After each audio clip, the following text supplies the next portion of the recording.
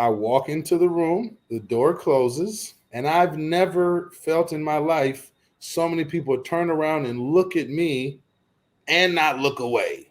Mm. And I'm not exactly sure what we're looking at. And now me, I'm like, man, these people are so spiritual. They don't even gotta look at they see door to pray. So that made me pray even harder. Like I got to get to that level. I Hey, got to, hey, let me you elevate know, like that. you know what I'm saying?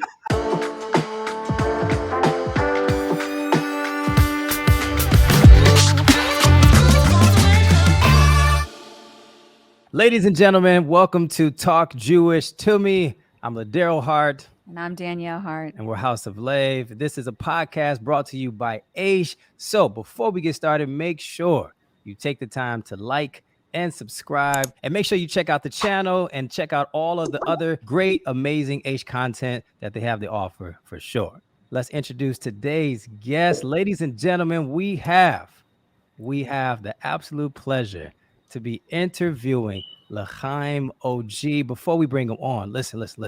If you guys don't know L'chaim OG, today's the day. You're gonna be in for a treat. He's an incredible friend of ours, an Yep. incredible, powerful human being. So I want to try to do some justice and give him a little intro, right? You want to do that? Yeah, Let's go let's give him do a it. little bit Let's do intro. it. Then we bring him on. Born in North Minneapolis, Minnesota, Zechariah, Yishai, Davi, Oluwabankole, Levine will face obstacles early on in life. Diagnosed with cancer of the eye, Zechariah would lose his right eye, but was spared chemotherapy or radiation. Mm. An early sign of resilience, Zechariah would grow into a star athlete, excellent track and field, as well as football. After graduating, he enjoyed a brief professional football career, obtained a Juris Doctorate and a Master's of Business Administration. He moved to Israel in 2018, spent several years learning at Or Sameach. In 2020, he would release his first project entitled What's the Hechsher under the branding of L'chaim OG, and then go on to release further projects such as Kiss the Mezuzah, Chalav Yisrael, Feta Cheese, Jerusalem Jollof, and Thoughts of a Toiler. And I can go on and on. His bio is next level. So without further ado, let's bring on L'chaim OG. OG. What's up, Baruch haba?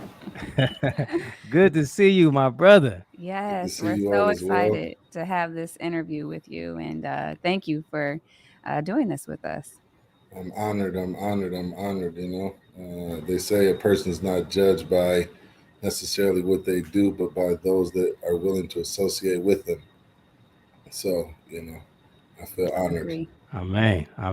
Hmm. Well, you always looking fly, man. You got if it's not a fly hat you got on, it's a jacket, it's the button up, it's the shoes. I know you can't see his shoes right now, but I'm sure he probably And got the listen, fly we, house we, shoes. we in the house. Yeah, Mama I'm like, taught he you probably has shoes. slippers on. Shoes come off when you come in the house now. That's for sure. No, Yeah, I but know it's but rainy. It's rainy here in Miami, so you gotta get used to the waterproof bucket hat there we and the go. Yes. waterproof, pea coat. There we go. Yeah. Awesome. So we're just going to talk. Yeah. We've been knowing each other for a little bit now, been able to Yeah. connect on in multiple different opportunities and circles, and we just been able to build a phenomenal friendship over the past handful of years, and he's been a huge inspiration in our lives for sure. Absolutely. So listen, well, let me ask you this. Would you prefer to go with L'chaim OG? Should we call you that, or should we call you Zechariah? What would you prefer? I mean, Zachariah is cool, or Z.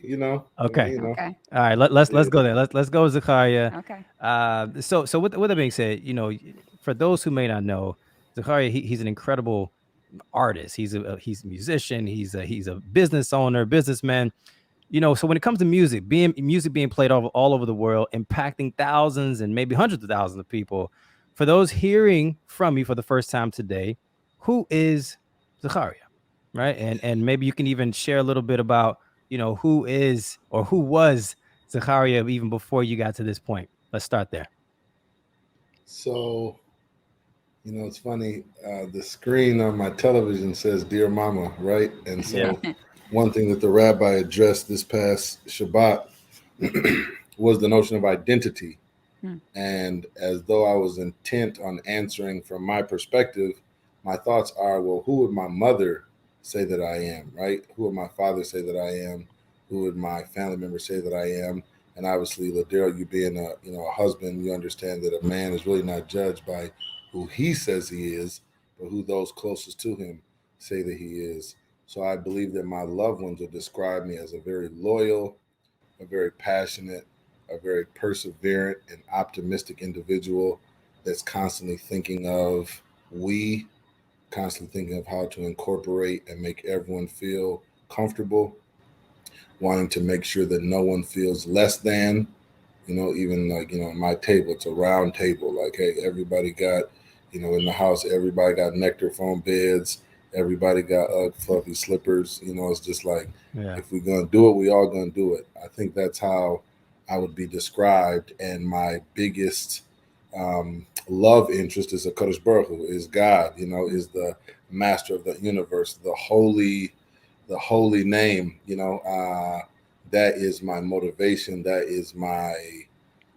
entanglement. I'm just out here tied in with God, and I just love it. And it's fortunate for one like me who's almost died so many times that you have a different appreciation for the granular sensation that is called life. And life isn't something that is experienced by all people that are not dead, right? There's a lot of people that have not died yet and don't feel like they're living life, and they don't feel alive. For those that reach near death moments and are still fortunate enough to be cognizant and aware, it just hits different. I was just commenting to a friend that for me, spicy is seasoning.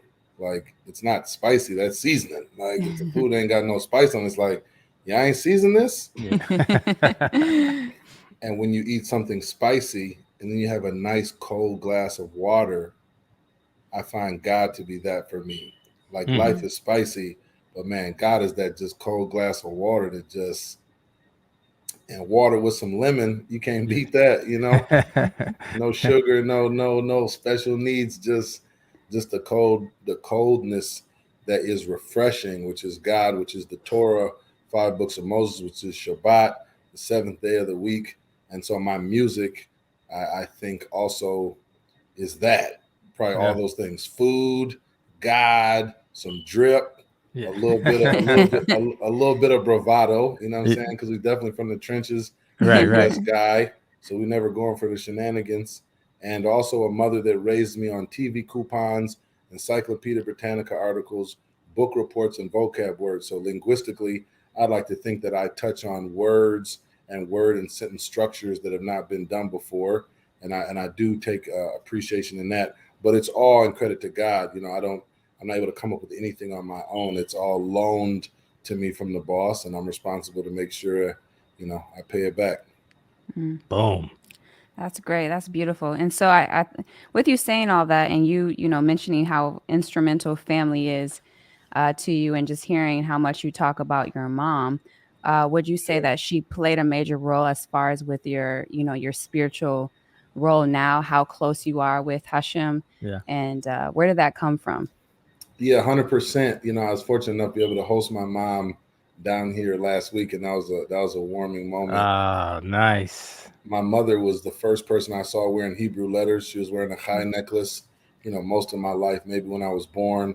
My mother was the one also that would go with me to the CAT scans that I had to go through for the regular sort of checkups.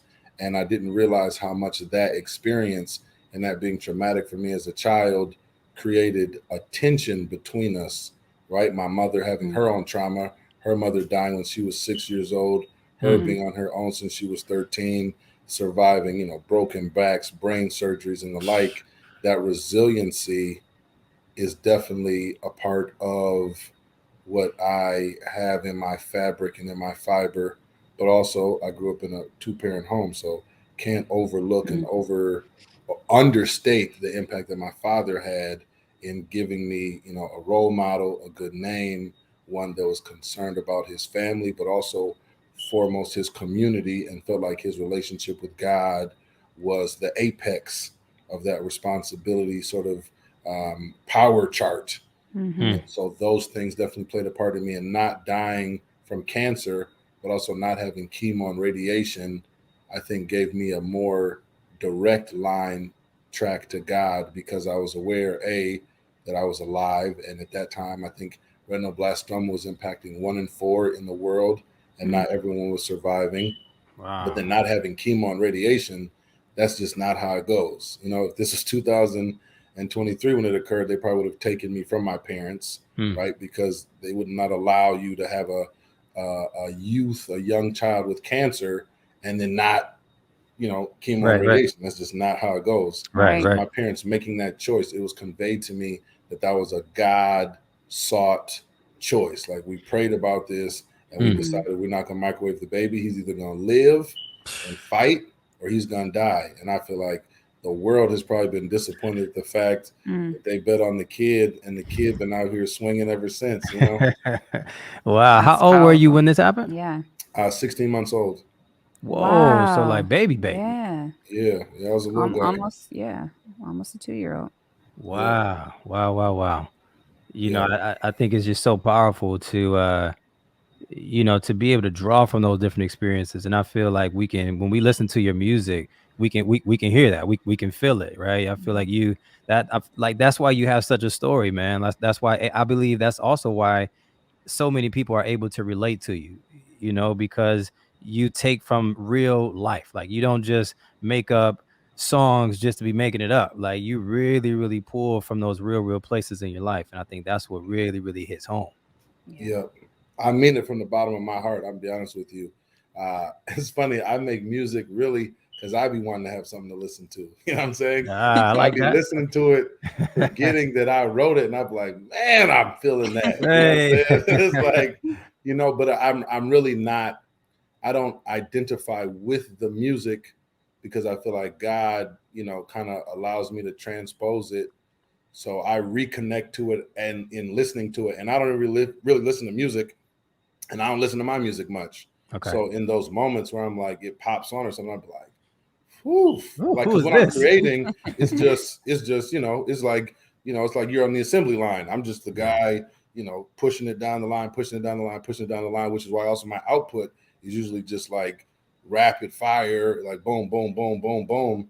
But then later it's like, man, I had a moment about a month ago, first time ever, that I cried while recording a song. Ooh. And that, because it just hit. It just, man, it just got me in the heart. Like, just for clarity. So the chorus at least goes, have you ever been down so long you forgot which way's up? Promise to stay true, I will never change up. They treated us like dirt, tried to leave us in they dust. Now we full speed ahead, they hollering, wait up, because we way up. You know what I'm saying? Like, and it's just like, for me, when I hear that, I'm like, okay. I can relate. Yeah. I done been down so long, I ain't know which way up was. And then I felt like folks took that moment and looked further down on me and kind of reject me and dismiss me. And now this thing starts to look different from the outside, right? Because nobody really knows the internal, you know what I'm saying, or all the behind the scenes.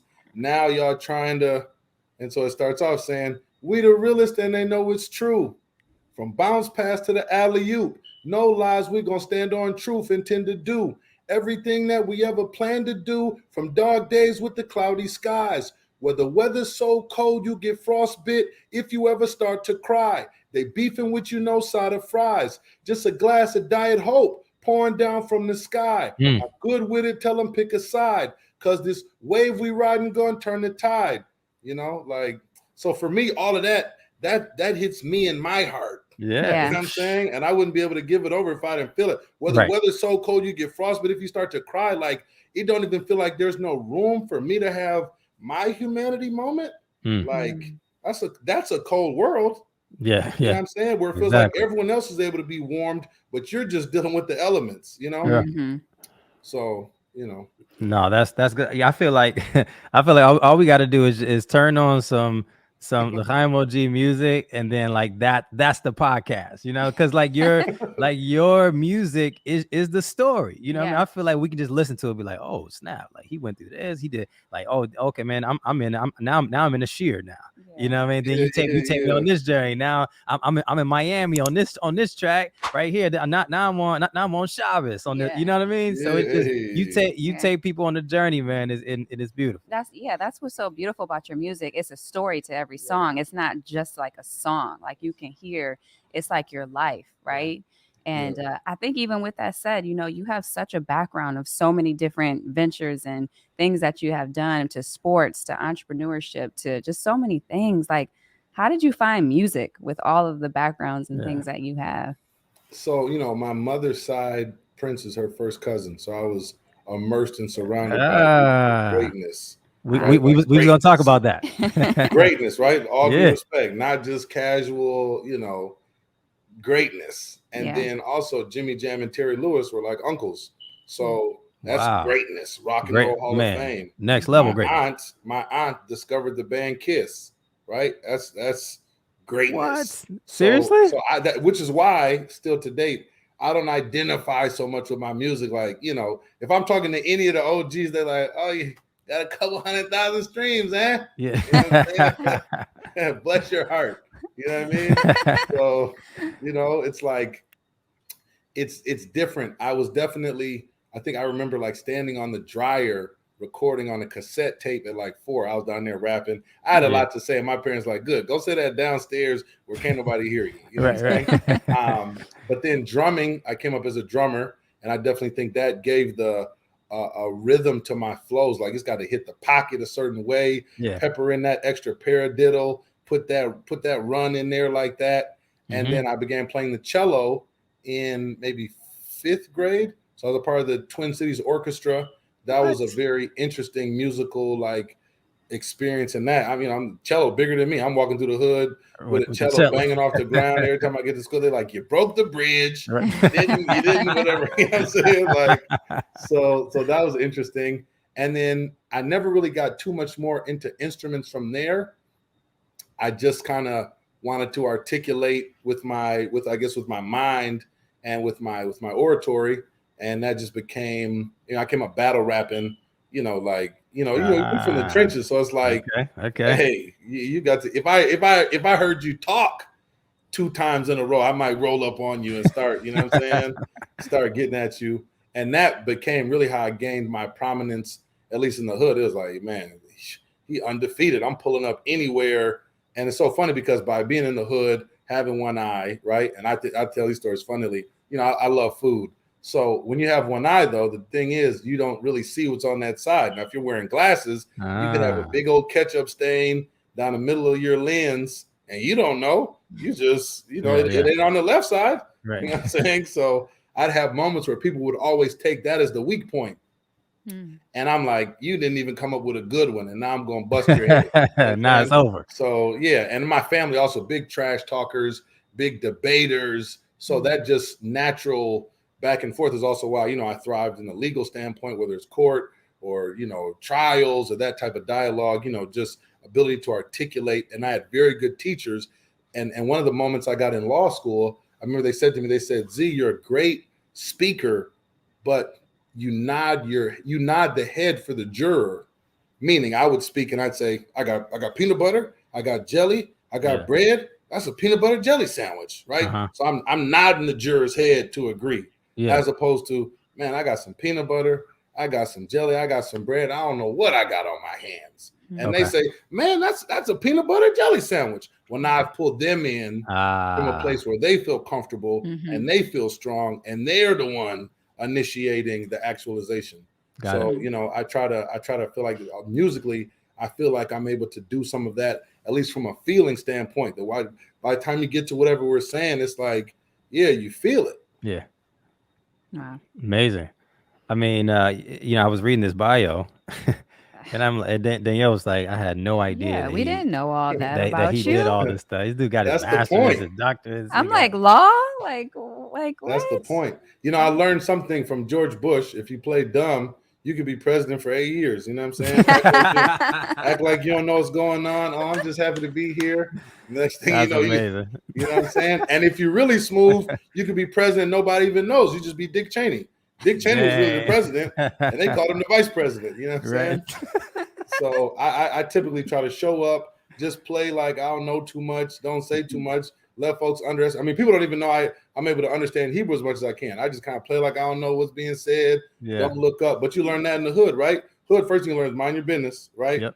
Mind your business. Now you start looking around for business. You're going to find some business you ain't interested in. And just, sort of under promise and over deliver, being understated, I think is just a powerful tool. And the Torah talks about humility. I think the first Mishnah in Pirkei Avot deals with, it says, God gave the Torah to Moses to Yeshua ben Nun to the elders to the prophets to the men of the great assembly. And it talked about why Moshe Rabbeinu, which is the first level, and why Har Sinai is because of humility.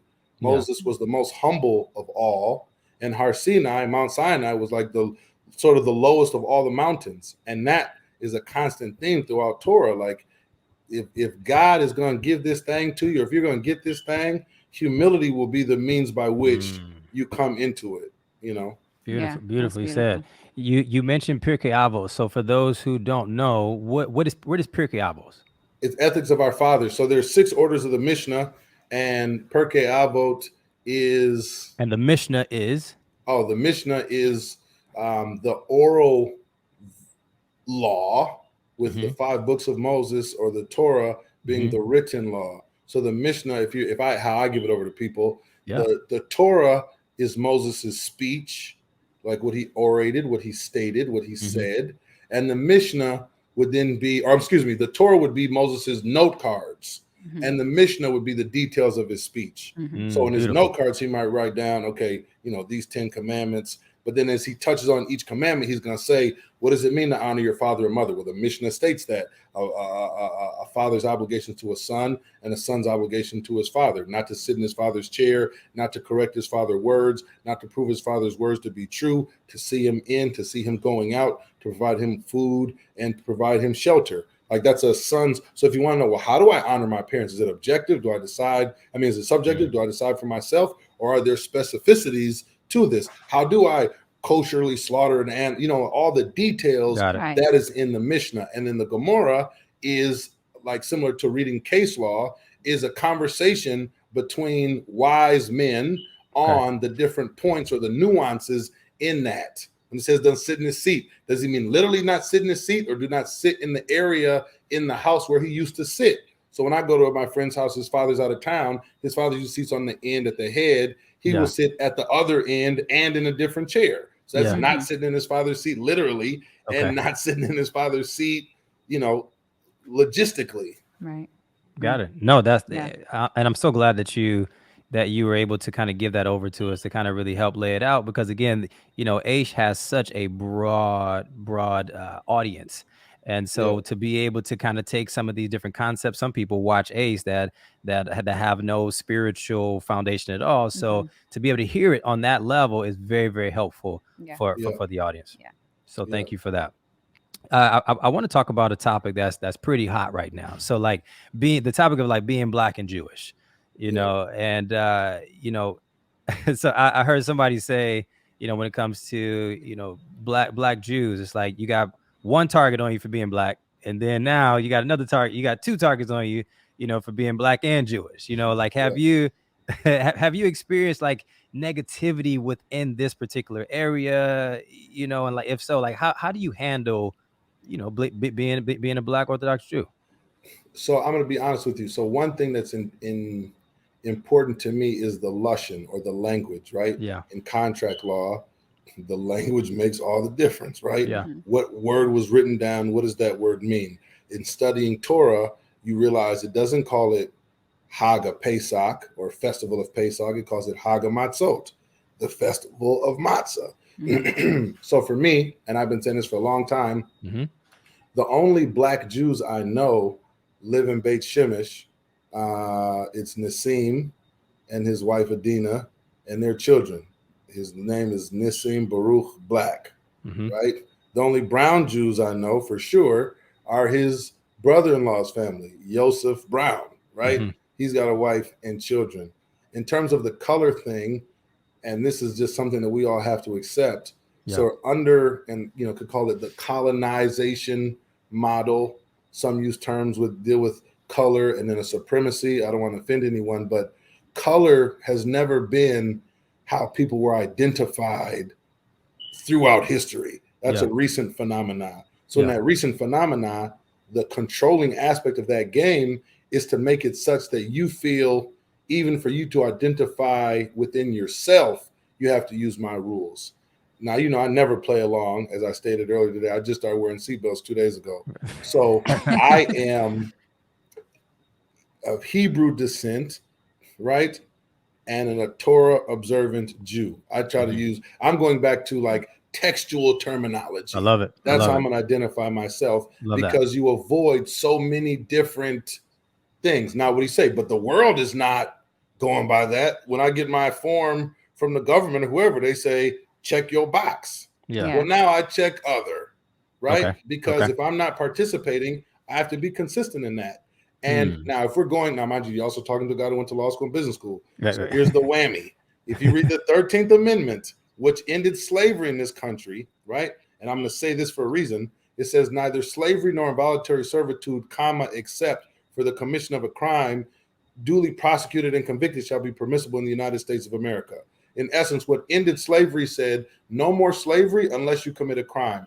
Now, who were they talking about in the ending slavery? Well, you'd have to go to the terminology that was used on those people who were called, quote unquote, blacks. Now, black was a term of chattel, of property. So as long as I continue to identify as property, there's certain rules set up, which is sort of property management, right? And these different things, I am no longer interested in participating in. So I've pulled myself back. It's interesting because some would probably say there's not much on me that passes for black, right? My ear pods are white. But if you brought someone on that's supposed to be white, they don't pass. And if Jews were white, then the Holocaust doesn't happen, right? Because everyone was just white in Europe, right? So why was there issues there? If you look now all over the world, most issues are happening between people that look alike. So it's not the looks of a person that determine who they are, but it's more the choices and the behaviors and the principles and the values that determine a person's ability to get along with others. So have I felt people's frustration in dealing with me based upon maybe how I look? Yeah, absolutely. My classmates in college were upset with me because I show up wearing a suit and not stay for class. They were upset because they stayed for class. I realized if I wear a suit, the teachers think I got something more important to do. So I could just wave, make a couple of jokes, and I'm out of there. You know what I'm saying? When I walk through the streets as a man in a suit, people deal with me differently. If I walked in the gym wearing a suit, people would look at me strangely. If I'm exercising in the 3-piece suit with a tie in the gym, I typically wear workout clothes, right? So even learning there's a tactical way to dress. Right. We see it even in Judaism in America. A Jew is someone in direct relationship with God. Judaism is an amalgamation of said people operating in a group context. So Judaism is a team sport. In that team sport, the knowledge of, hey, let's all primarily dress the same. That'll give us protection and covering. Someone can't easily identify us as one or the other because everyone dressed the same, everyone looked the same. Which one was it? The guy was wearing a black hat and a white shirt. Right. Well, there's 80,000 of those, right? So there's a certain level of synchronicity in moving and dressing the same. If you take the term Jew and change it to free person, and then you say, why do people hate the Jews? Well, if you walk through a slave plantation and then a free guy walks through, I don't think anybody there would be so happy to see him. Not even so much personally towards him, but how does he get to be free? I want to be free, right? And so the notion of being a free person, of course, creates issues. But I think we all can agree you can feel somebody that's free, right? You can feel somebody walking in the room is like they just don't even seem to care. There's a respectful way to do that, and there's a disrespectful way to do that. But the notion of freedom is how I identify. Now, in the Jewish world, have I felt people's lack of experience with someone that looked like me. Yeah. I have, but I'm also from the trenches, man. So all that looking and whatever, and that's not gonna mean nothing. do it. You know what I'm saying? Yeah. As long as you keep your hands to yourself, everybody gonna be okay. You know what I'm Yeah. saying? And beyond that, you have to understand, why is God allowing me to experience this? So for me, it's about comfortability. So That's if the I'm question. gonna be able to not feel comfortable in my own home, then I need to keep experiencing this, and I need to spend more time learning, more time praying, more time studying till I feel comfortable. Now, anywhere I walk in, I grab I used to not even know how to read Hebrew. I'm walking in, I know they watching me. I'll tell you a crazy story. When I moved from Israel, this is crazy, to Yes, New please York, share. I landed the night before the Jersey City shooting. Okay. Which is when a few Hebrew Israelites went into New Jersey, like kosher grocery store, and tried to go into school, shot people, God forbid. So I show up to Mincha afternoon prayers, first time ever in this community, in Flatbush, Brooklyn, which is a very yeshivish, Ashkenazish, I walk into the room, the door closes, and I've never felt in my life so many people turn around and look at me and not look away. And I'm not exactly sure what we're looking at. Right. You know what I'm saying? Yeah. But also key to keep your eye on the ball. So I'm not going to turn and look also. I'm like, well, I think they're looking at you, buddy. Right. So I'm like, and now me, I'm like, man, these people are so spiritual. They don't even got to look at their seat door to pray. So that made me pray even harder. Like, I got to get to that level. I got to let me elevate like that. You know what I'm saying? And it wasn't later till I found out what had happened. And I'm saying, and then after that, there were attacks happening every day between, blacks or African Americans and Jews. And I'm the new guy in the neighborhood, walking around as a person that someone would identify in that way. So I'm like, God, why do I need this in my life? I was just at the Kotel at the Western Wall chilling. I'm just moving through Jerusalem, posted. Now I got to come back to where African Americans or people that look like me are attacking Jews. So every time somebody sees me for new, they're going to feel a certain way. Man, that built such comfortability in me. Now I be cracking jokes, at other people trying to feel if they are comfortable or not. You know what I'm saying? Like, y'all don't got tequila? I thought y'all was Jewish, man. They be like, well, what does that mean? What's tequila have to do with being Jewish? Agreed. Right. Keep that in mind when y'all be trying to throw out little statements yourself. You know what I'm saying? So yeah, I felt stuff, but again, I'm also probably not the ideal scale situation. I don't really care, man. You know what I'm saying? Like, you're not finna run me up on my daddy's house. You know what I'm saying? Like, right. And don't make me call my daddy. You know what I'm saying? So Z for people who may not be as like bounce back like that, you know what I mean? Just got that attitude. Like, I don't really care. Like, what advice can you give some people to be able to develop that type of attitude, right? First question, always got to ask yourself fundamentally, do you believe God runs the world? Yeah. It's always going to come back to that. Or do you think that little so-and-so over here flew up to heaven, not got off, and now he's in charge? Yeah. Right? If you believe God runs the world, then you have to ask yourself, do you define running the world as having control and power over everything that happens in the world? Yeah. If yes, again, then you have to ask yourself, so then what is it internally that I'm able to work through to make sure I pass this test? Because it's internal. It's not external. When you show up and see the boss, you ain't going to be able to mention to him the bus driver lady or anybody else. Yeah. And if you really, really understand, this whole thing is a simulation. It's not even real. Right. Like in your world, Ladero, I'm not real. Your wife ain't real. Your kids ain't real. It's you and God. And then these scenarios and settings he put in your world to give you the opportunity to demonstrate and act out how you should. But you're not going to get to go up there and start blaming, man, and then the kids did this, and then my wife, he's going to be like, okay, so let me send you back as a rock. Right. You go down there and sit tight for a little bit, see if you can get this one right. And same for me. So what I look like showing up saying, or if you think about it in sports, everyone else is in the stands, man. How you get mad at the fans? Yeah. They're not in the game. They're not even in the game. You're like, but the weather's cold and it was windy and they was booing me. And then it's like, That's called the game. Yeah. Right. We don't show up to see guys practice. We show up to see Michael Jordan dunk on Patrick Ewing. Mm. What is that? The obstacle, the challenge. Patrick Ewing's taller. He had better positioning. This is that. But we love to see someone attempt to overcome that and succeed in doing so. Yeah. Why would life be any different? If Yeah. you ask God to make you stronger, are you expecting to wake up in the morning and your arms are bigger? Nope. No, you're going to wake up in the morning and see a set of weights That's at right. the door. You'd be like, I didn't order no weights.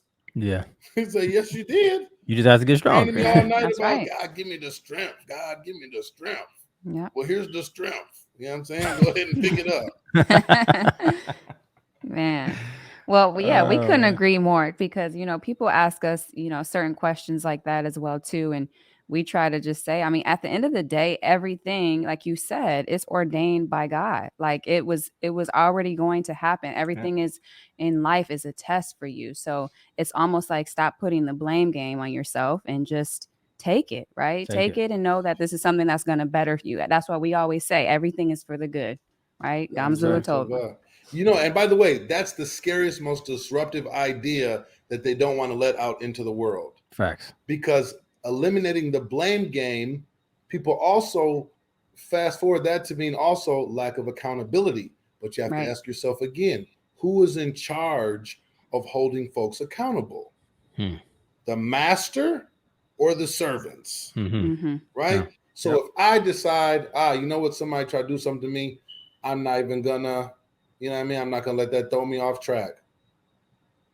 Does that mean that person will never be held accountable? No, God may put it on so-and-so's heart and they go get involved. God may, through his own divine hand, hidden hand, address that, whatever the case may be.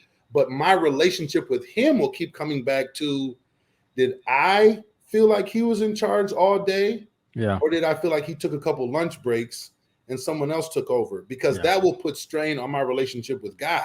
Yeah. Right? Anyone that deals with someone, and firstly in the male-female dynamic, you say, you know where you're going? Yeah. A couple minutes later, you sure you know where you're going? Have I gotten lost before? Well, there was that one time, right? Like that dynamic starts becoming tense when you don't, and the difference between faith and trust, amuna versus bitachon. And I really think also like joy and happiness. I am a non-transactional guy. Yeah. So happiness and faith to me are transactional. I give you $100. Oh, that made me happy. Here's a dessert. Oh, that made me happy. Hey, I got good news. That made me happy. Yeah. Faith defined as eventually everything's going to work out. Here's a tough time. Well, I got faith. Things are going to get better eventually. Here's a challenge. Well, I got faith. God going to get me through it. Okay. Here's the flip side of that. Not transactional, relational, joy. Wow. Hey, Z, the electricity bill is an extra $100 this month. Well, that doesn't necessarily make me happy, but I'm so grateful to God that I got an ability to even run up a bill, much less pay it. Boom. Yeah. I've got joy. Like that moment is not throwing me off because I have a relationship that lets me know how blessed I am. Trust. Well, God, I actually looked. I don't have enough in my account to cover that. So we need to figure out some solutions. How are we going to get this done, God? God, you ain't never let me down, though. So I trust we're going to figure this out. Yeah. Now, that's a non-happy, non-faith moment. Yeah. But to me, that's way more smooth and way more player to go through life like that. You know what I'm saying? Like you're in the game. That's right. And you're passing the ball to God. Yeah. Right. Like exactly. What I look like trying to take the shot? I ain't qualified. I'm going to pass it to the big guy. Right. That's y'all got to try to guard him. Yeah, we agree. That's good, bro. That's good. I want to kind of take somewhat of a turn a little bit and just kind of talk about, I guess, kind of what we've been experienced since we've known you. Like in our circle of friends, you're the guy that brings people together. Yeah. Like you're the connector, man. And it's something like when we were first going through our journey, at the very, very beginning stages, I went on a super search, just trying to connect with people to ask questions. And, you were among some of the first people I was able to talk to, and you didn't hesitate to answer some of my questions and connect with me and things like that. And And I just remember like you put me in one of those, you put me in a WhatsApp group and very early on, and I just start seeing the way that you start connecting people and bringing community together. And like why is this so important to you? I mean, one, just gotta give credit to my father. Like that's the example I saw in him. That's how he lived. Yeah. And I don't know, there's just something to me a little more flavorful about, more than one. It's like I love that. having several, having a Right. bunch, and then the real testament, and everyone's doing well, right? Community is, I think my father said the definition of community is how people behave when they believe they belong together. That's Wow. bomb right there. You say your Right? dad said that? Close your eyes and look at that picture. Right. And then see how I had never really experienced community until I walked into a synagogue. And I'm seeing people whose beliefs I agree. made them feel they belonged together, whether they liked each other or not, whether they were ever going to each other's homes or whatever. Powerful. But their belief was, I belong with you, so I'm here. I can't say Kaddish without 9 other people. I can't say the mourner's prayer without 9 other people. I can't have a Brit Milah, a circumcision for my child, without a mohel, without a sandach, without a mint. Like there's elements and pieces that I can't get married without 2 shomer witnesses. Like, I mean, Judaism is the group sport. So for me, it's like, well, now, if I'm thinking about this group sport, I'm looking at the market from a business standpoint, and I'm saying, what areas are underserved? And what area seems to have a retention rate that could be stronger? And I found it to be the demographic that I was coming from. Yeah. That perhaps the children would need to have more support and more visual affirmation. But the children will only feel that way if the parents feel that way. Okay. And the parents will only feel that way if they're able to come together with other parents or husbands, wives, brothers, and sisters, and the likes, with shared experience, shared value system, and a belief in belonging together. Now, what ties it to be there? Because I don't wear a bekasher, you know what I'm saying, and I don't wear the techelet on my tzitzit. Yeah. And I don't, like, we don't all have the same minhagim. We don't have the same, traditions. Yeah. But we believe that God is the supremacy of the universe, that the 5 books of Moses and the writings and the prophets' writings and the Mishnah and the Gemara and Halacha and the likes are God's blueprint to successful living for all, but certainly the required text for his servants. And in doing that, it'll be easier if you're around other people serving that same mission and purpose. And if in that service you find there is some commonality, then that makes even more sense. And so, I never started this journey thinking about a connection to God based on looks. I'm being completely honest. Okay. Right? Like, man, I can't wait to get with people that look like me. There was a moment where I checked in with God, like, well, just so you know, though, I ain't seen nobody that looked like me in a long time. And I just want to make sure I'm still on the right track here. I was trying to follow your left here, take a right here. So is this where I'm supposed to be? Yeah. And later on, when I started meeting others, I thought, well, it's way too much work to also manage the feelings of another that might not be included or invited, because I didn't remember to also text them. So I said, let me just make a WhatsApp group and get everybody in there. Then I could just send one text. And then start being like, well, this is way easier to communicate. Hey, who's in here? Hey, I met you. Hey, get in here. Hey, which coast are you on? Hey, get in here. Hey, we're doing this over here. Hey, you know what I'm saying? And we're still working on the organizational aspect. But it's so beautiful for me to see, like, as we're celebrating the Brit Milah, this Yahoo's son coming up, we was able to send bread over there, or people are having a simcha, or people need help or something, and people at least know there's a resource pool with others that may understand why they would want to help me and why I might not feel comfortable expressing my need for help elsewhere. Mm. But really, I saw something at Safra Synagogue in Manhattan. I saw the little kids walking around shul, and I saw him looking up at people that looked like him. I saw him getting candy or a pat on the back or a high five from people that looked like him. I saw a guy walk into the shul, didn't necessarily have a religious demeanor to him, being embraced and loved. And I thought, that's what kids need. That's what young people need. And in the likes, that's what the adults need, is a place where, yeah, we're all Jews. Yeah, we all love Hashem, but a place where I can look up, see people that look like me, and affirm who I am and still feel love and support on my journey towards God, and will express that level of care and concern for my children, even if I'm not in that section of the room or on that side of the building, and will develop a relationship so my children feel like they don't just have me in this thing, but there's others that are looking out for them as their parents will and would. Yeah. Beautiful. Beautiful.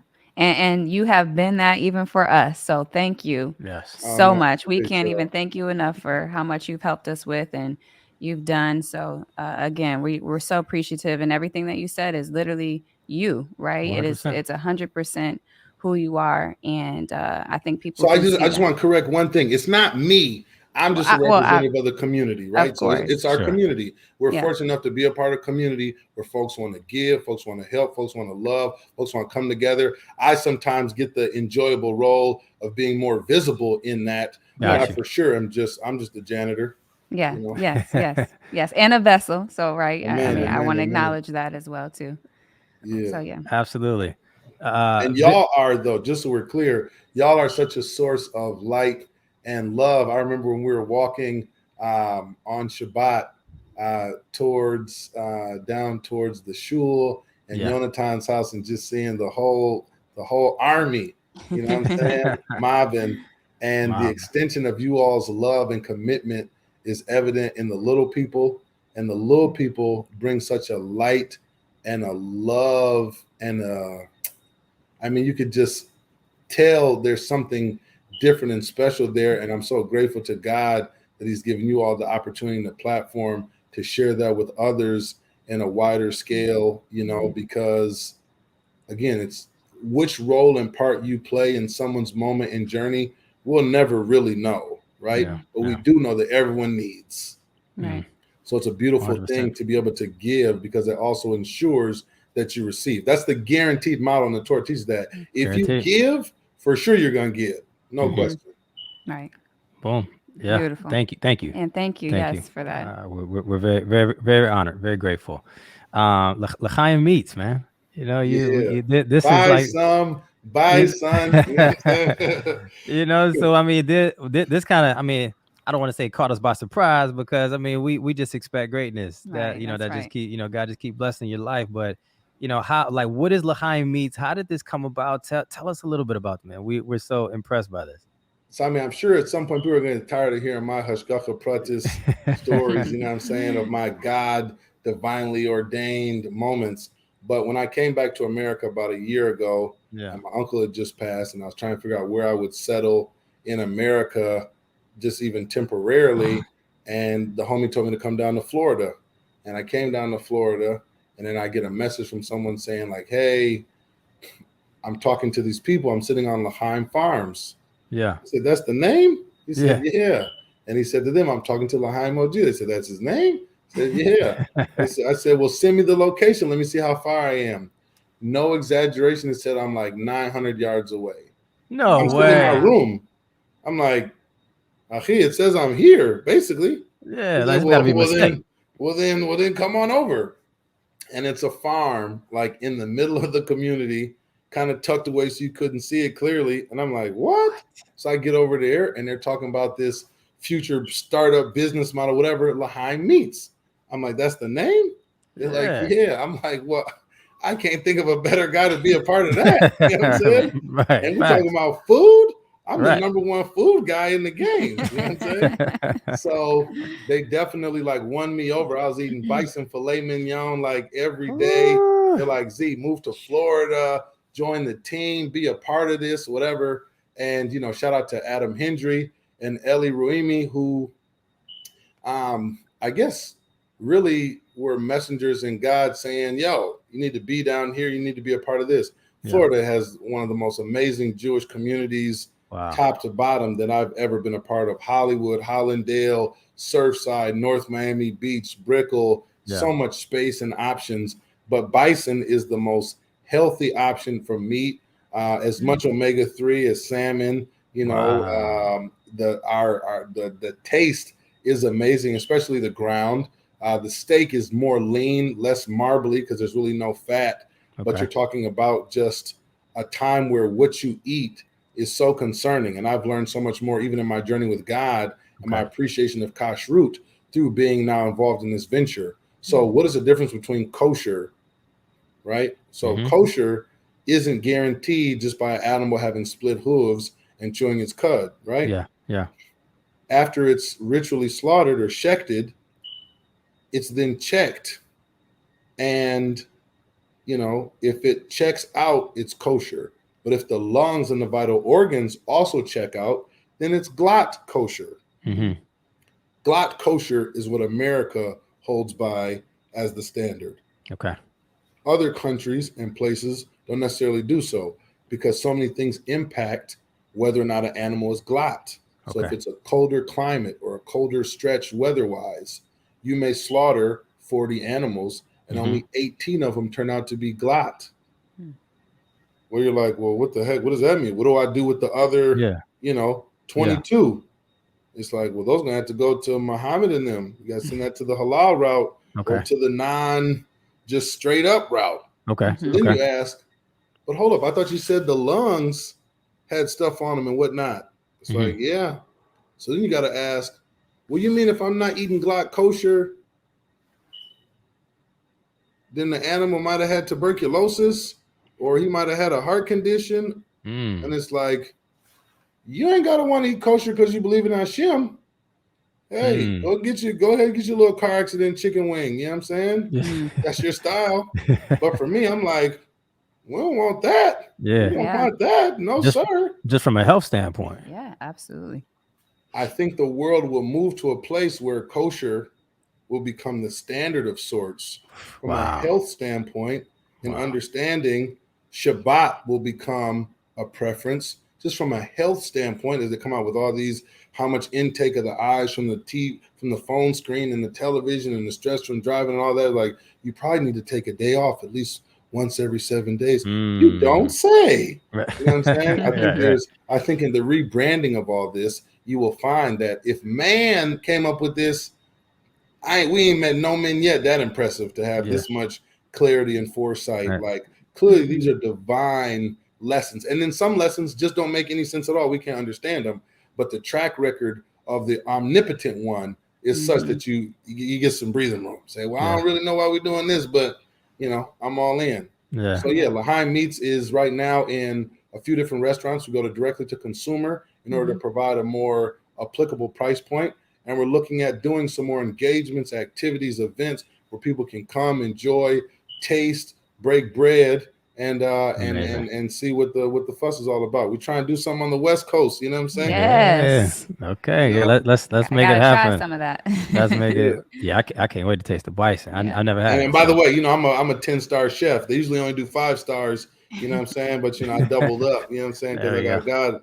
You know what I mean? Yeah. 2 handfuls. 2 handfuls. You know I love it. Z, I wish we had 2, 3, 4 hours to be able to chit chat with you, man. I feel like you have so much to share with the world, and I really, really hope I'm almost for certain that people listening to this podcast, listening to the audio podcast, everybody that heard this today, I'm hoping they were impacted at least one bit. I mean, you've shared so many different things, and we're just very, very grateful. We're very, very thankful to be in relationship with you, brother. Amen. And we just wish you nothing but brachas, which are, you know, blessings and success and everything that Amen. you continue to do on your way out. If you could just, you want to give a message, if you haven't already, I mean, you've done already, but like, what do you want to say to the world, and end it with, how can people find you? So, I mean, I think the most important thing is a relationship with God. Okay. All the other stuff is semantics, and the ability to prioritize that over everything is the opportunity. Yeah. And if you think about that God sees everything, there's a famous quote of Rabbi Ben Zechariah. His Talmidim, his students, came to him and they asked him for a blessing. Mm-hmm. And he said to him, I bless you that you should fear God like you fear man.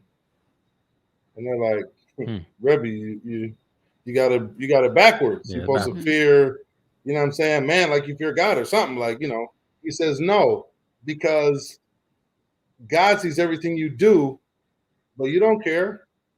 But if you did something wrong and you saw your window was open, you'd be mortified. Mhm.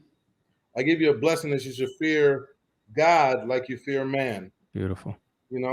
And so I think in that relationship with God, if you just work to grow in that, talk to God, believe that he heard you, listen for him speaking back to you, not in any sort of weird or strange ways, but in practical ways. And every person knows there's a cycle to this life thing. So know your cycle, lean into that. And in doing so, if you need a refresher, it's L'Chaim OG on all social media platforms and all that. L, like we don't take no L's. CHAIM, as into life. OG is in the original Geschmack. You know what I'm saying? And worst case, holler at the House of Lev. I'm sure they'll get you situated, man. Oh man, it's been an absolute Yes. pleasure. And we wish you nothing but the best. Thank you so much for taking time out of your day, out of your life, Yes. to be able to share with Man, us. and the chicken's probably still warm, so we're good. Hey. There we go. There we go. Okay. Woo! Again, episode number 4. This was amazing. This was fire. I knew it. We already have such a great relationship with Zechariah. Yeah. And so we already knew that the conversation was just going to be elevated. Like he's so wise. Like I feel, that's why I said I wish we had like 4 hours, because it's just story after story. He has so much life experience. Right. And again, like we mentioned in the interview, we just feel like that's why so many people relate and connect with him. Yeah, because of his experiences, for sure. And that definitely could have been a part 2 Man. podcast that we did. But yeah, it was just, it's amazing. And especially because we have a relationship with him, how much he has done, for our family, has helped us out through this journey. We're so grateful. And just continue to follow him. His music is incredible. Yeah, Incredible. it's great. Everything that we heard on the interview is in his music, right? Exactly. So it's just like you just hear his story all day long. Yeah. Just on top of some beautiful music, So again, make sure you guys find L'Chaim OG on all social media platforms. Follow his story. He's just an incredible human being. So with that being said, thank you guys so much for taking time to watch and to listen to Talk Jewish to Me, powered by Aish. And just make sure you guys take the time now that you've gotten through, right? If you're still here, you've gotten through the entire episode. Now just go to the bottom of the screen right now, right? And click the subscribe button, right? There's so much Aish content for you, for people at all different types of levels, no matter what your interests are, right? So subscribe, like, share the podcast, and you won't be disappointed. Right. So follow Aish on everything. Right? Everything, all platforms. Yeah. And also we have social media, right? House of Lev, everything. Yes. Right. House of Lev on everything, on the YouTube channel, on the TikTok, on the Instagram, all over the place. You'll be able to find House of Lev content as well. Yeah. So thank you guys. Tune in for the next one. All right. Have a good one, guys. Thank you.